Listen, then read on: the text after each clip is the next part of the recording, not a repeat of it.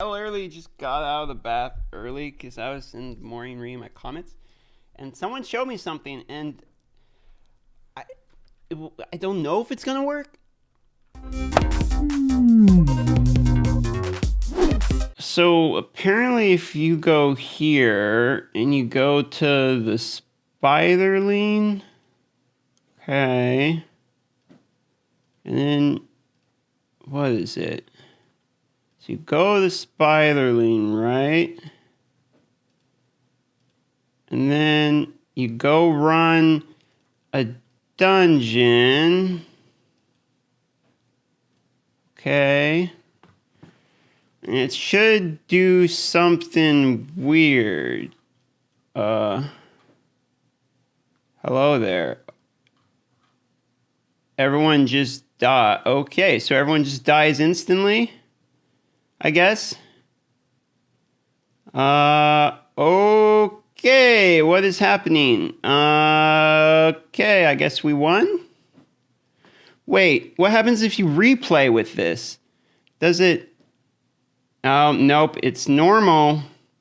So wait, do we have to... Okay, so let's see if we can figure out how this works. So, the problem with it is, in order to do it, you have to go into the stupid boss index, which is like impossibly hard. I mean, maybe there's a way to do it easily with like a macro or something that I'm not aware of. But if anyone knows how to get into the boss index without sitting here like clicking on something and clicking escape and like basically praying that you get into the boss index, let me know, because that would make this a lot quicker.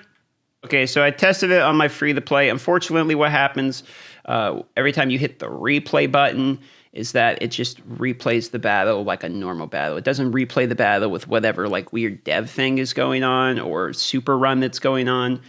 So unfortunately, unless we can find a way to get into the boss index quicker, easier, something, this might not have that much of use, because yes, it does make the runs like 5-10 times quicker. You basically just like walk through the first two waves.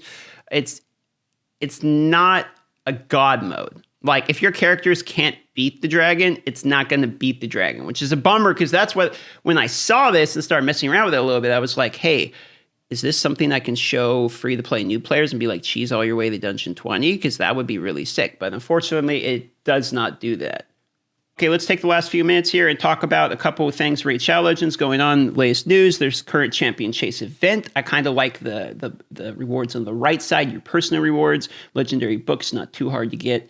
And, you know, just some like silver, epic book, etc. Those are a little bit more accessible. I kind of wish this was a 5-star chicken, but I feel like they're rare with those. And what's interesting too about these tournaments is that when you're lower level, the gear is different. So it's epic relentless gear here, but on my main, it's legendary relentless gear is the reward.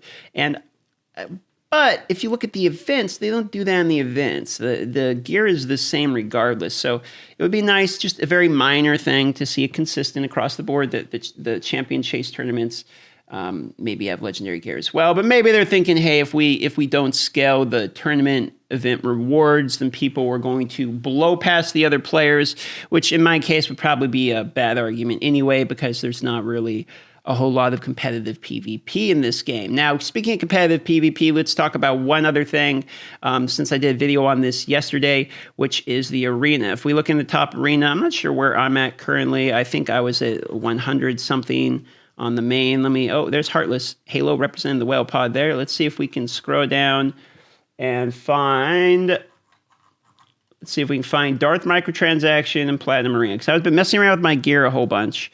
And oh, there's Hell Hades. Nice to see him in there. I was at 119 last time I checked, so let's see how far I've fallen. I've noticed people like to attack me because it's Darth Microtransaction. I feel like since I haven't really been in the Platinum Arena very much, people like to... Oh, there's Kiwi, too. Nice to see Kiwi. Oh, and Dragon Paws. There's a lot of names you recognize. You start scrolling through these, like, oh, I know that guy, I know that guy, I know that guy, I talked to that guy. Where am I? Holy moly, how far have I fallen? Did I scroll past me? I'm going to go all the way down. Uh-oh, boys. Did I fall out of Platinum Arena overnight? I did. Book Hunter is holding number 30. What is this? That's why I don't do Platinum Arena. Yep, 4066 dropped me out overnight, and now I gotta climb back, man. I gotta snap back. You can't let them knock the Darth Micro out of the Platinum Arena. Come on now, we can't let these Jingo Hunters, Zargala teams be anywhere near us. We gotta get back in there, all right? So I guess I'm gonna have to work on this on stream again. Now, I was sitting there before, I was wondering, like, I can't believe these guys would sit there and, like, stream, for a week straight, just Arena, because it's so boring. But I can understand how you kind of get, sucked into it, because you get one, you're like, okay, I'm in Plat. And then you wake up the next day and Plat's increased by, 200, 300 points. And you're like, well, okay, I guess I'll do the bare minimum just to get back into Plat. And you do that, and then the next day, and then they attack you and knock you down or something. It's like, okay, well, let me do it again. And it takes all your silver, too. It eats up all of your silver. And I think that's kind of the big win for Plarium when it comes to Platinum Arena. Thinking about it is people are focusing on gear so much that increased the importance of silver even more now. I mean, if you want to win, you're going to have resistance and accuracy gear, which is a whole new meta, which means people are, dumping silver into gear they have not before. I mean, I just literally did this and wasted like 30 million silver over the last couple, days here getting my gear all set up.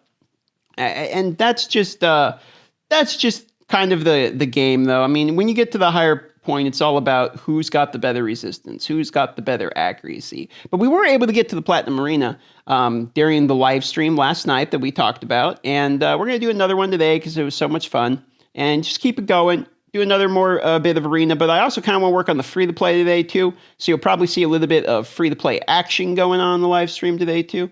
And as you saw in the free-to-play, Sir Nicholas is 60, and I'm kind of waiting around for Sunday because I need Void Potions on him. Is going to have to be our next upgrade, I think. This team's actually pretty scary. I worked on my Mountain King recently. I used to have Immortal Gear on him and like 120,000 HP. But then what happened was I didn't have enough resistance on him, right? So the Immortal Gear would proc, and all the torments I'm facing would consistently freeze him because he's healing off of the Immortal sets. So what I ended up doing was changing the sets around, giving him like 30,000 less health, but with significantly more crit damage and like 350 resistance, which was enough for the Mountain King to be able to resist stuff. But now he's squishy enough that he doesn't always get to go. So I'm kind of 50-50 on how I'm feeling about my Mountain King at the moment. I've really been enjoying my Warlord because I got him geared better. And I was able to put on like some more tanky type of stats, but also pretty decent accuracy and resistance, like 250 of each at least, which for me is pretty decent.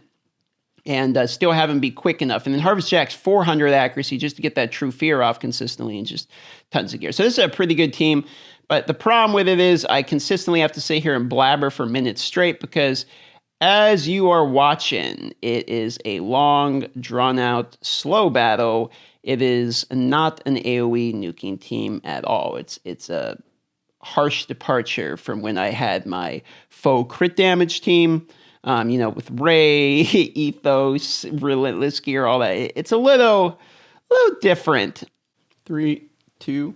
With the addition of Torment and Arena, it just makes these battles basically like, oh, he got froze. Okay, he got froze. Okay, now that guy's stunned. Okay, now that guy's froze. It's not so much even RNG of if they're going to get froze. It's RNG of if they're going to get a turn at this point. Like, it's the other way around. I mean, I get like 1 out of 3 turns, and it's just these super long battles. They go back and forth. I actually do kind of like them. I don't know why. Maybe I'm a glutton for punishment.